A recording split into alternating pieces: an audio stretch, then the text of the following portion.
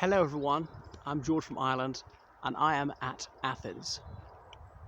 No, not the capital of Greece, but I'm at Athens on the bank of the River Thames at Eton in the United Kingdom. So I'm not sure why it's called Athens. Obviously they used to learn a lot about classical mythology or in the old days, learning ancient Greek and so on. But anyway, they dubbed this spot Athens, and it was a bathing spot. George Orwell used to come here to swim. I remember reading a biography of him in about 95 by an American academic and said he used to swim at a place called Athens. Well, this is it, okay, because boys used to row up here. So Eton is that away. Now, you see there's a motorway, there's arches, and on the horizon, just above the arches, you can see Eton College Chapel. It's probably quite difficult to make out without zooming. So it's very flat around here, nothing built right by the river because it was prone to flooding in the old days before there were sort of flood relief channels. But anyway, so George Orwell and his schoolmates come a couple of miles from the school on foot or perhaps on bicycle and cycle in here. It's quite far down to the river, and I was reading this little stone here with the regulations. The boys used to bathe nude usually, and saying that if you're naked you must immediately get into the water, or else you must go behind the screens, especially the boats with the ladies coming in. They don't want to see you in a state of undress. Maybe they do actually. And I was reading this little memorial stone here, so down there, but I'll read it to you.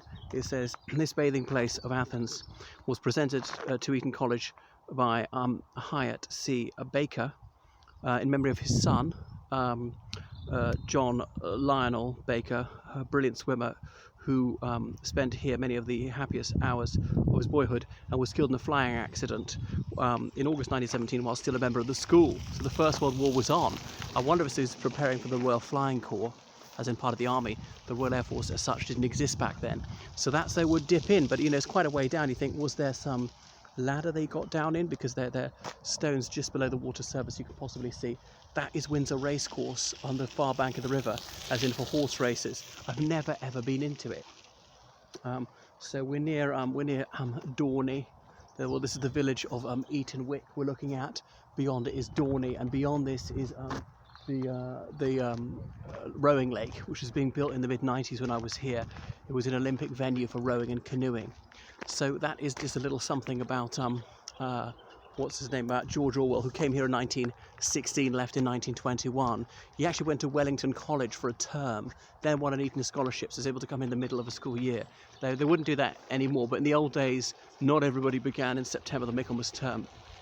At Eton, some began at the Lent term, that's January, some began at the summer term, as in the beginning in April. It varied. At Eton, everybody starts in their 13 pretty much. A handful of people begin with their 16, and people finish in their 18. But people were coming and going, coming at the age of 12, staying at the age of 19, staying for 2.5 years, not necessarily doing the 5 years as virtually everybody does now. So that's just a little bit about this bay, Athens. If you ever wanted to know about George Orwell, I could tell you so much more about him. And I was aware that this was Athens when I was a schoolboy looking at the map. I'm not sure I'd ever noticed that stone by the bench telling you what's what. That's enough for me. So book online lessons will be in history, politics, religious studies, law, French, and get me to translate for you from French, Spanish, Italian, Romanian, German and Russian. And I can be your tour guide in London whenever things reopen, looking like it might happen in a month or something. That's all. Toodaloo.